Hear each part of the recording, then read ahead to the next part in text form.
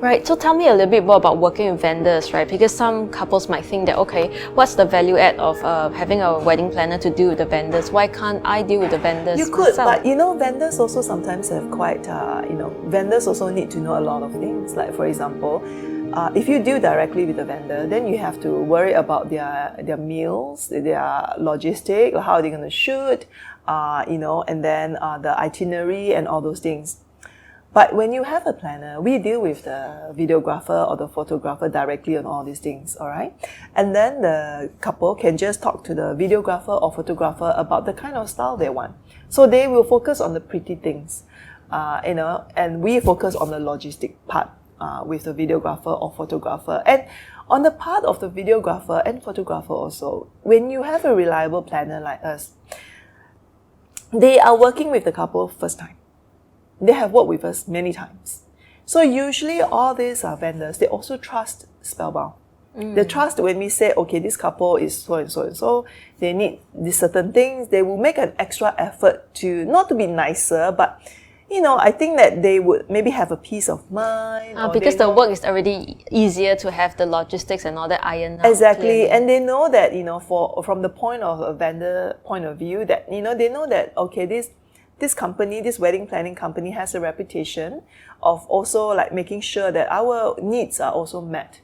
We make sure that maybe during the dinner or before the lunch or so forth, that they are adequately rested, that they have enough meals, that they are taken care of. Because I always tell my couple, usually at the end of the dinner or even during the dinner, they will thank Spellbound. But it is actually not just us. It is a collective effort.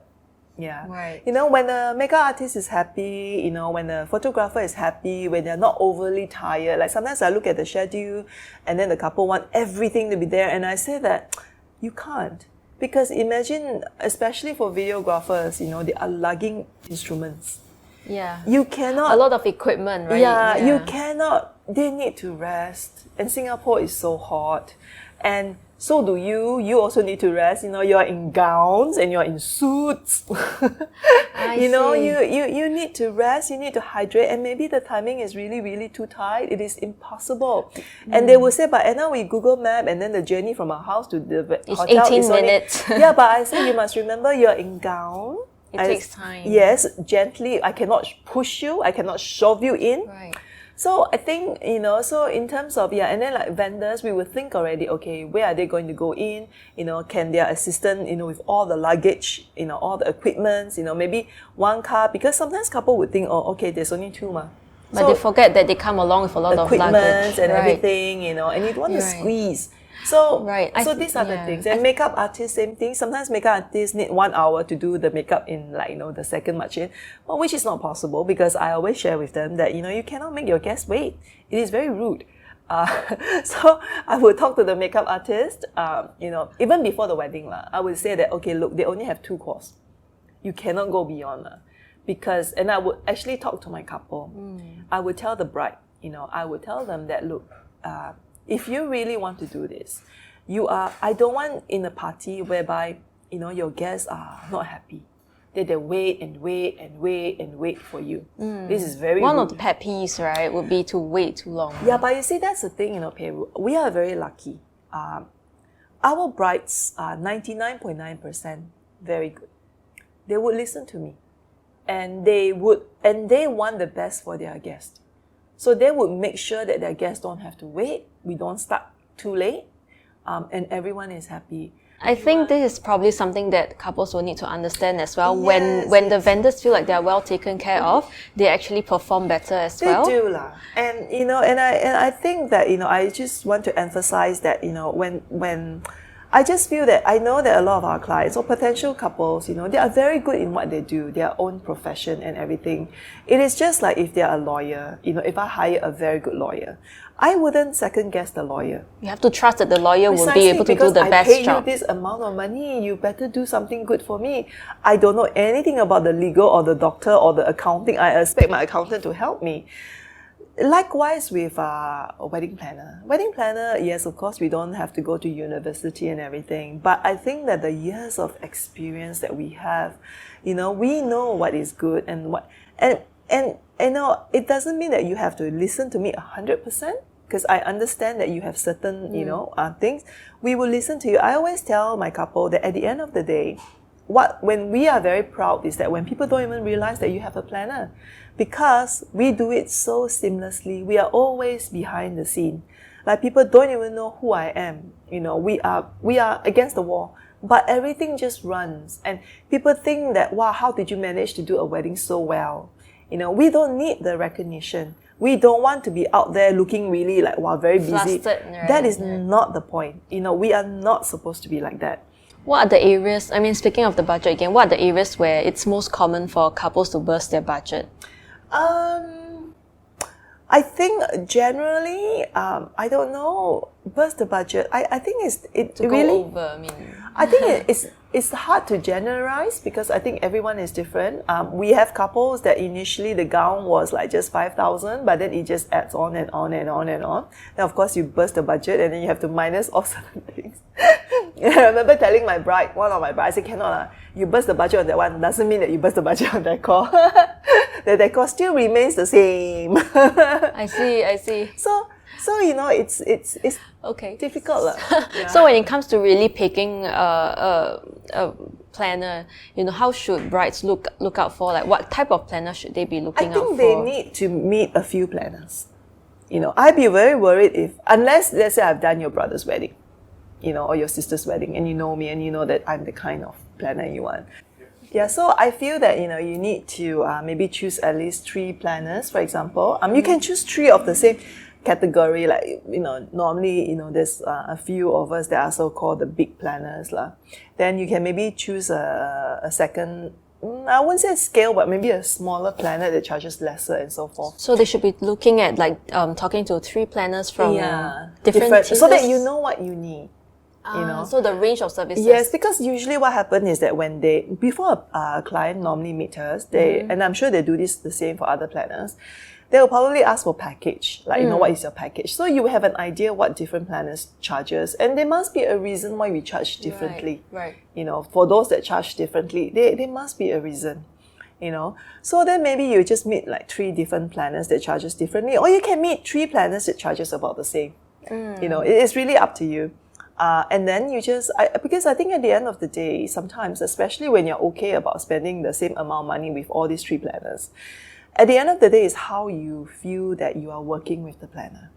Because sometimes our client asks us, so what makes you different from planner A, planner B? Yes. I always tell them, I think that we all have different strengths, and the way we communicate, I'm more like, for me, I just feel that a wedding is a wedding. Yes, it is. It has to be, it's a big deal. But I'm not a very official person.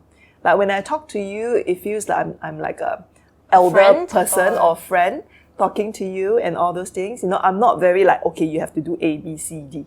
I won't like put all these things out to you, like even questionnaires, all those things. I won't have like an official black and white, to you. But I remember everything. So it makes it feel a little bit more like, friendly because it's a wedding, But there are other planners who are more corporate.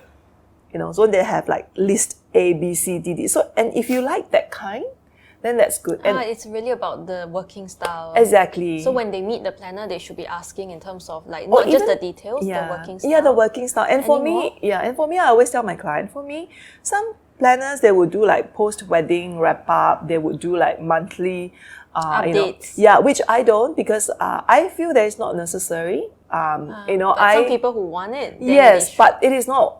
For me, I think it's not important. I don't do it. And I don't meet them like every week. I don't think it's necessary. And I always tell my client that, you hire us mainly because you don't have time. So for you to meet us every week, that means that you have time then, so maybe you don't need us. So this kind of style. And I think that when we talk, when we communicate, they would know. Some couples are a little bit wary of certain planners because they think that like planners would take a cut in the vendors that they recommend, right? So they'll be thinking, so how much are you taking? Are you really recommending the vendor because the vendor is the right one for me? Yeah. Oh, so for us, Spellbound, we don't take commission.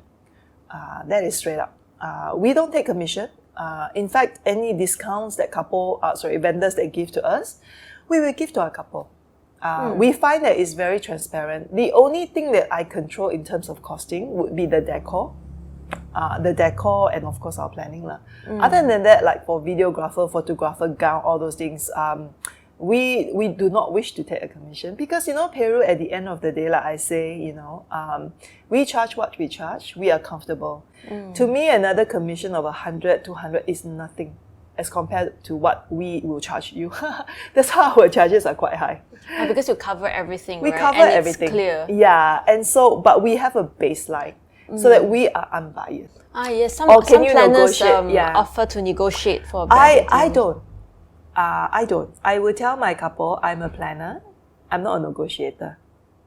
If I'm a negotiator, it's a different thing. It takes a different skill set. So is it true that like planners can actually help couples save money, right? I think it depends on planner. Actually, sometimes we have certain contacts with hotel. We can. Maybe not really negotiate, but there are things the hotel will do for us because they know that we know they can do. When they may tell the couple that they cannot do, but actually we know they can do. But I feel that if the first thing you ask me is that if you hire me and can I negotiate for you, then I think we're on the wrong foot already. Because then I feel that because we are planners, we are not negotiators. It is different. It's two different roles. So if a couple asked me, Anna, can you negotiate for us? Do you have special deals with hotels and so forth? Even if I have, I would tell you no. I can't promise you. I can try, but I will not promise you because from my experience, when we first started out, when we will try and everything, it doesn't end well because then a couple would expect more and more discount. Then I would have to press let's say the gown company. I will have to press the videographer. And at the end of the day, why do I want to do all that thing? I don't want to. I don't want to because maybe it's just personality. I'm not that kind. I think it's out of respect as well. Yeah, out of the respect but obviously if the vendor overcharged my client, let's say if a vendor, videographer, just, a client paid them 10 hours and then they asked the client asked them to stay back maybe another 15 minutes or even 20 minutes. And then the videographer maybe charge a full amount, then I'm not happy. Then I think it's too much. Right. Then I will speak to let's say for the gown company, if, my client spent 20,000, and then my bride may just need a small veil, a white normal veil. And then you charge my client $500. Then I think it's a bit too much. Right. So then I will talk to them about it. Even if my bride don't talk to me about it, I will go and talk to the company and say that I think you're taking my client a little bit too much.